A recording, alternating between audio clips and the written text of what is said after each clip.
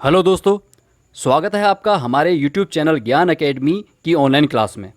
मित्रों, आज मैं बात करने वाला हूं केंद्र सरकार द्वारा स्थापित एक ऐसी एजेंसी के बारे में जिसने न सिर्फ युवाओं को नौकरी पाने की राह आसान की, बल्कि नौकरी के लिए आवेदन करना भी बहुत आसान बनाया।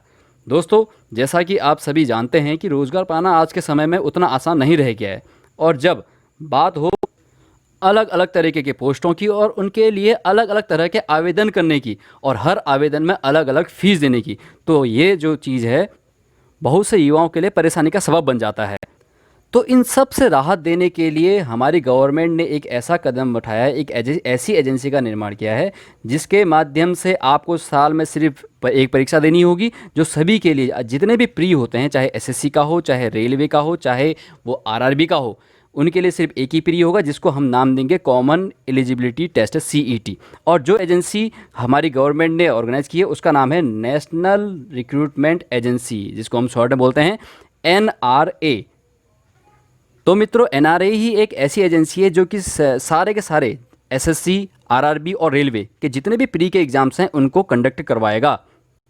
और जो एग्ज़ाम वो कंडक्ट करवाएगा उस एग्ज़ाम को नाम दिया गया है कॉमन एलिजिबिलिटी टेस्ट। मैं विस्तार से आपको इसके बारे में बताऊंगा, क्योंकि आजकल हर किसी ने इसका नाम तो सुना है कि सीईटी बहुत चर्चा में भी है, लेकिन हर किसी को इसके बारे में पूर्ण जानकारी नहीं है। तो मैं इस वीडियो के माध्यम से आपको सारी की सारी वो जानकारी दूंगा कि इसमें कैसे अप्लाई किया जाए, इसमें नंबर ऑफ़ अटैम्प्ट्स कितने हैं, एग्ज़ाम सेंटर्स कहाँ का प्रोवाइड किए जाएंगे, इसका सिलेबस, ठीक। तो ये सब चीज़ें जानने के लिए वीडियो में अंत तक बने रहें और ज़रूर से बेल आइकन को दबाना न भूलिएगा। तो मित्रों, शुरू करते हैं हम अपना आज का टॉपिक, जिसका नाम है एनए। तो मित्रों, भारत सरकार द्वारा स्थापित ये एक ऐसी एजेंसी है जिसका नाम हमने दिया है नेशनल रिक्रूटमेंट एजेंसी, जिसके माध्यम से आपको सेंट्रल गवर्नमेंट की नॉन गैजेट पोस्ट के लिए सिर्फ एक ही प्री का एग्ज़ाम देना होगा। अभी इस एजेंसी में सिर्फ 3 ही संस्थाएं जुड़ी हुई हैं, 3 ऑर्गेनाइजेशन जुड़ी हुई हैं, एक एसएससी, एक आईबीपीएस और एक आरआरबी, जो कि रेलवे के एग्ज़ाम से रिक्रूट करवाता है। तो मित्रों, एनआरए जो एग्ज़ाम करवाने वाला है, जिसको हमने नाम दिया है सीईटी कॉमन एलिजिबिलिटी टेस्ट का, उसके अंतर्गत ये एक ऑनलाइन टायर एग्जामिनेशन है जिसका उद्देश्य अलग अलग तरह की जो मल्टीपल एग्जामिनेशन हम देते थे उन सबको कंबाइन करके एक ही एग्ज़ाम देना, चाहे वो गवर्नमेंट सेक्टर की बात हो या फिर पब्लिक सेक्टर की।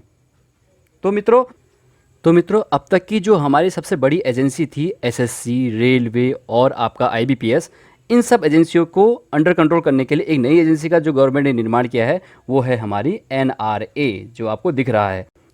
इसके तहत सारे के सारे जो आपके प्री होते हैं हर किसी एग्ज़ाम्स के, चाहे वो एसएससी की बात करें, चाहे वो रेलवे की बात करें, चाहे वो आईबीपीएस की बात करें, वो एनआरए के द्वारा ही कंडक्ट किए जाएंगे। इसके अलावा जो इनकी मेंस की परीक्षाएं रहेंगी, मेंस के एग्जामिनेशंस रहेंगे एसएससी, रेलवे और आरआरबी के, वो आपको एज शेड्यूल जैसे आपके पहले हुआ करते थे उसी तरीके से होंगे, उनमें कोई भी बदलाव नहीं किया गया है। तो मित्रों, सबसे पहले मैं तो बहुत बहुत धन्यवाद देना चाहूँगा हमारे प्राइम मिनिस्टर नरेंद्र मोदी जी का, जिन्होंने इस एजेंसी का निर्माण किया, इसके लिए अप्रूवल प्रोवाइड किया और हमारे युवाओं को रोज़गार पाने की राह थोड़ी। देखिए मित्रों, जो ये टेस्ट जो आपका ये सीईटी है, ये सिर्फ 2 पोस्ट के लिए है, यानी कि नॉन गैजेट जो आपकी ग्रुप बी और ग्रुप सी के अंडर होती हैं उनके लिए बस। अभी इसके अंडर यूपीएससी नहीं है, ये सिर्फ वही परीक्षाएं इसके अंदर आएंगी जो कि नॉन गैजेट पोस्ट के अंदर आती हैं, यानी कि ग्रुप बी और ग्रुप सी के लिए। और जहाँ तक मुझे लगता है कि डी के लिए प्रावधान जो है अब वो हटा दिया गया है। अब जो भी तुम्हारे आपके डी के एग्ज़ाम्स होते थे ग्रुप डी के, अब वो सी में ही इंक्लूड होंगे। तो मित्रों, अब हम जानते हैं सीईटी के बारे में आराम से और इसकी पूरी डिटेल के बारे में।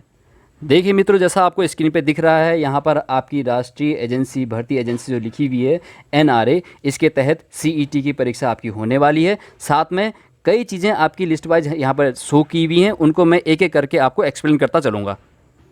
तो मित्रों, जो सीईटी की एग्ज़ाम होने वाला है ये सिर्फ 3 लेवल्स में होगा। पहला ग्रेजुएट लेवल पे, दूसरा हायर सेकेंडरी, तीसरा मैट्रिकुलेशन। तो इन 3 चरणों में होने के बाद ये जो परीक्षा होगी, इसके माध्यम से आप अगर क्वालिफाई कर जाते हैं तो आपको मेंस में बैठने का पूरा मौका दिया जाएगा। आपको मैं फिर से क्लियर कर दूं मित्रों कि जो सीईटी के जो एग्ज़ाम है ये सिर्फ एसएससी, रेलवे और आपका आईबीपीएस, इन सभी के प्री को हटा के इसको लाया गया है। यानी कि आपको इन सभी के प्री बार बार नहीं देने पड़ेंगे, एक एग्ज़ाम देने पे आपका सारा का सारा कार्रवाई इसमें इंक्लूड हो जाएगी। दूसरी बात मित्रों, ये जो है सिर्फ ग्रुप बी और ग्रुप सी पोस्ट के लिए ही एप्लीकेबल है। ग्रुप ए के तहत जो भी वैकेंसी, जो भी पोस्ट वगैरह निकलती हैं उसमें सीईटी का कोई भी लेना देना नहीं होगा। यूपीएससी के दायरे में यूपीएससी को अभी इसके दायरे में नहीं रखा गया है। जब भी इस बारे में विचार करेंगे या इसके बारे में कोई भी अगर इनका डिसीजन निकलता है तो शीघ्र आपको बता दिया जाएगा।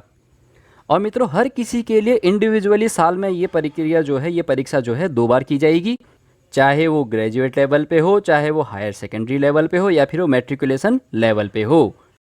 तो चलिए मित्रों, आगे चलते हैं। इसके बाकी के फ़ायदे जो है गवर्नमेंट ने हमारे लिए अप्लाई किया हुआ है। देखिए, good governance and through transparency, मतलब कि मित्रों अब इसमें होगा प्योर सिलेक्शन, कोई भी पार्शलिटी नहीं, पूरा का पूरा ट्रांसपेरेंसी के साथ।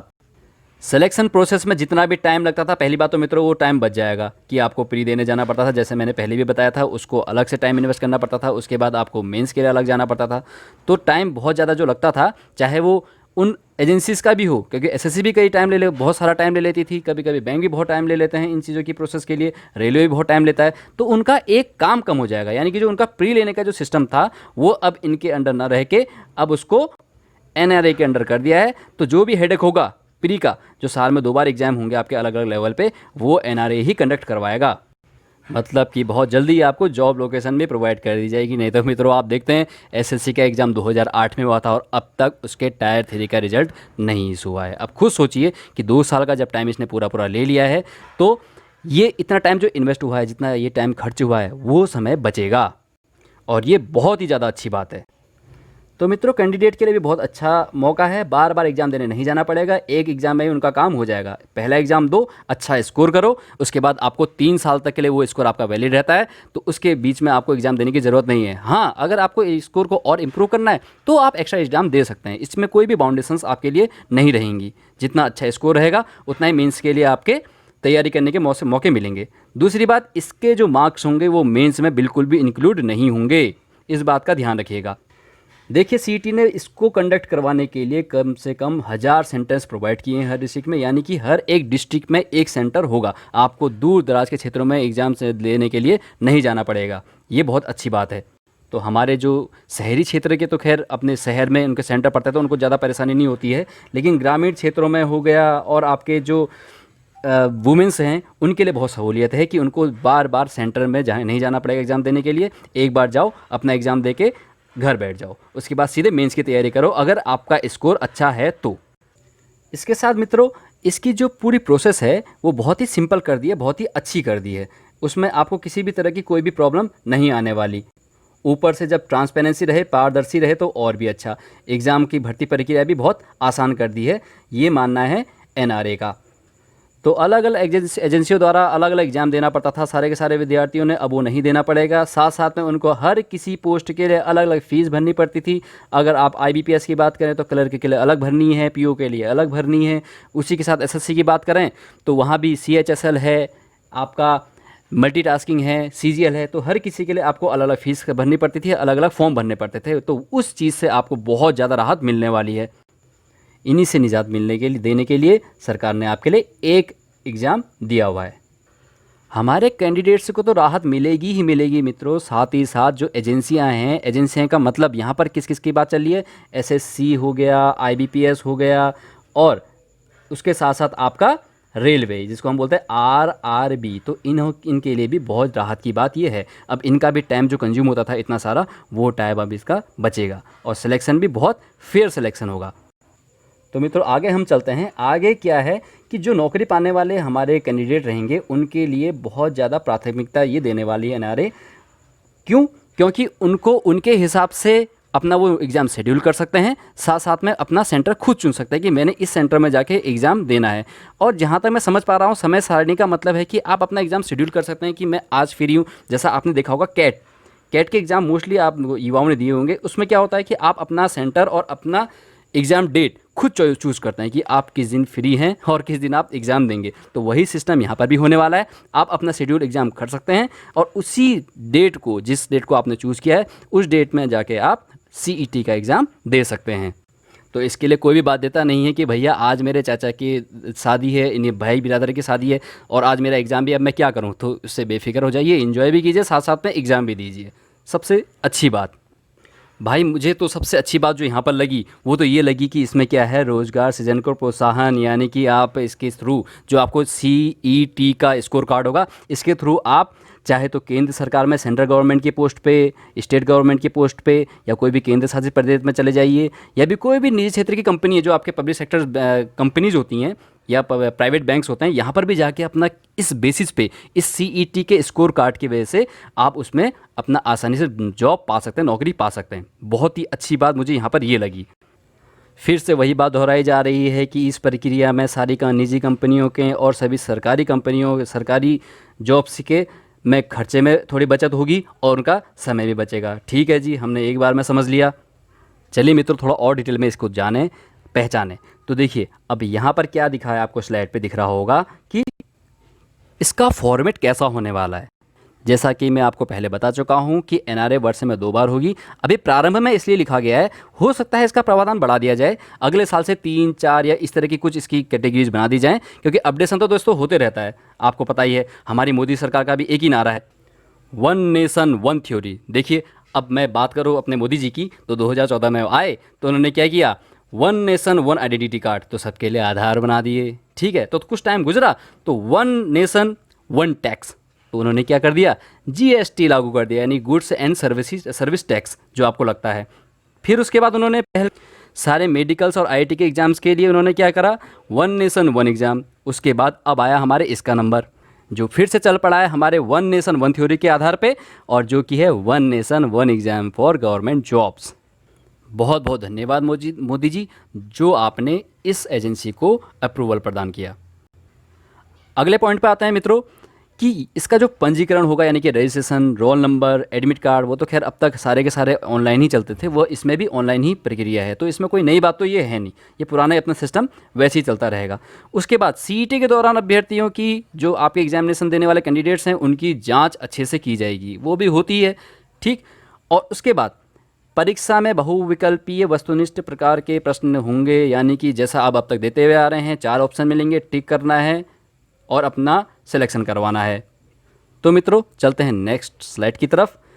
तो यहाँ पर बताया गया है मुश्किलें हुई आसान। भाई जाहिर सी बात है, CET आने के बाद तो मैं तो मानता हूँ भैया 100% बहुत फ़ायदेमंद सौदा होने वाला है। हाँ, नुकसान यहाँ पर हो सकता है कि जैसे आपको कई मौके मिलते थे पहले, उनमें से कुछ मौके आपको कम मिलेंगे, लेकिन ये है कि अगर एक बार आपको मौका मिला और आपने अच्छा स्कोर किया, तो वो ये समझ लीजिए कि 3 साल तक के लिए वैलिड रहेगा।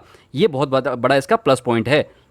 क्योंकि भैया सही, बहुत लोग ऐसे हैं जो रो रहे हैं कि भैया हम CPO का एग्ज़ाम देते थे, कभी हम CGL का एग्ज़ाम देते थे, इसमें नहीं हुआ तो हम दूसरी की तैयारी और अच्छे से करते हैं। तो भैया मेरा मानना तो है कि 6 महीने में जब इसका एग्ज़ाम होना है दोबारा, तो 6 महीने तक अच्छी मेहनत करके उसमें अच्छा स्कोर लाने की कोशिश करो। अच्छा स्कोर ले आओगे तो जाहिर सी बात है भाई, सिलेक्शन कौन रोकने वाला है, कोई भी नहीं रोकेगा। आपको बार बार के जरूरत भाई CPO के लिए मैंने अलग से तैयारी करूँ, IBPS क्लर्क के लिए अलग, PO के लिए अलग, तो ऐसा क्यों करना है। अब एक एग्ज़ाम की तैयारी करो फोकस देके, और उसी पे कंटिन्यू होते रहो, बने रहो, और डेफिनेटली तुम्हें सक्सेस ज़रूर मिलेगी।